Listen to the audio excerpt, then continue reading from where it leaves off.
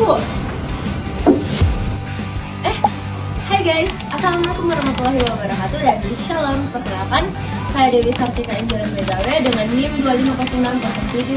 250607500028. Pada kesempatan hari ini, izinkan saya mengangkat materi sesuai dengan ujian tengah semester mata kuliah Bahasa Indonesia dengan dosen pengampu Bapak Dedi Gunawan Saputra SPD MM MPD.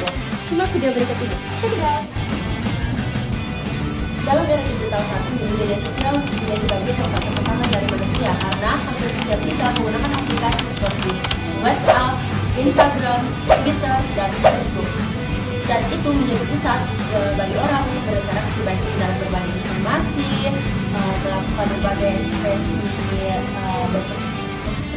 karena media sosial ini banyak bahasa yang menjadi berantakan dan tidak digunakan sebaiknya.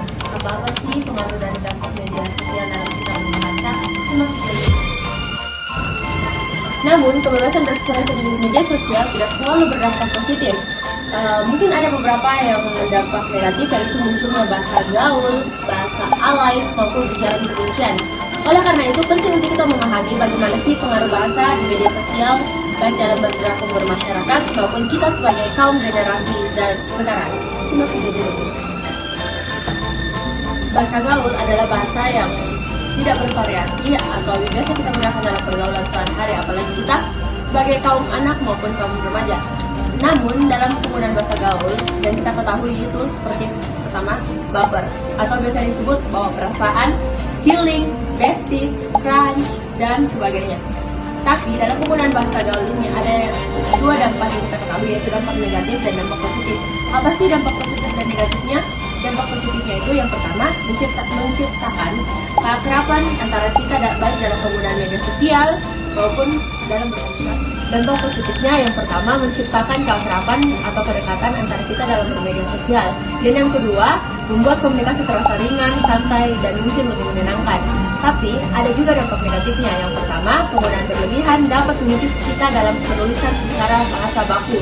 Yang kedua, dapat mempersulit komunikasi antar generasi, karena tidak semua generasi memahami tentang bahasa gaul yang terus berubah. Yang kedua, ada bahasa alay. Bahasa alay sering diartikan sebagai penggunaan bahasa atau pengucapan yang tidak baku atau tidak sesuai dengan kaidah kebahasaan, dan ciri-cirinya ada huruf yang diganti seperti angka maupun simbol yang tidak lazim. Contohnya seperti berikut. Dalam bahasa alay ada dampak negatif yang bisa kita ketahui. Yang pertama, menurunkan kualitas dan kejelasan dalam kita berkomunikasi. Yang kedua, sulit dipahami oleh orang lain karena tidak sesuai dengan aturan ejaan. Dan yang ketiga, dapat berpengaruh dalam citra baik kita dalam berprestasi maupun akademik. Nah, dalam bahasa alay juga ada penyebab-penyebab yang bisa kita ketahui. Yang pertama, keinginan untuk terlihat gaul atau keren. Yang kedua, pengaruh dan budaya yang cepat dalam bermedia sosial. Dan yang ketiga, kurangnya pemahaman tentang bahasa atau ejaan yang baku dan benar. Yang ketiga, ujaran kebencian. Ujaran kebencian merupakan penggunaan bahasa baik dalam menyerang, menghina, atau menjelekkan sesama individu atau kelompok. Contohnya itu sebagai berbagai komentar negatif baik dalam penyerangan sindir maupun penyerangan berita hoax. Apa sih dampak dari ujaran kebencian? Check it out. Untuk mengatasi dampak negatif dalam bahasa gaul, bahasa alay maupun ujaran kebencian, kita butuh beberapa langkah dalam solusi, yaitu yang pertama, meningkatkan literasi bahasa digital dalam media sosial. Yang kedua, menggunakan bahasa baku dalam situasi yang resmi.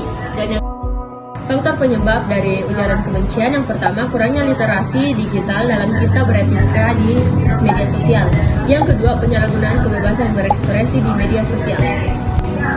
Nah, kesimpulannya, bahasa dalam media sosial adalah cerminan dari kita berekspresi.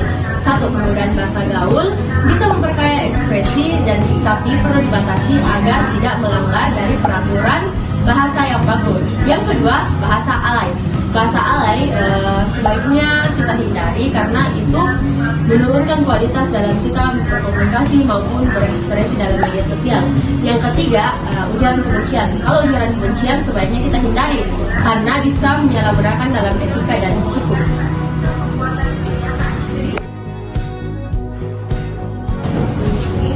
Demikian video pemaparan materi saya pada hari ini. Lebih dan kurangnya mohon dimaafkan karena yang sempurna hanya lagunya Rizky Febian, Hidup Kesepian Tanpa Kekasih. Cukup sekian dan terima kasih.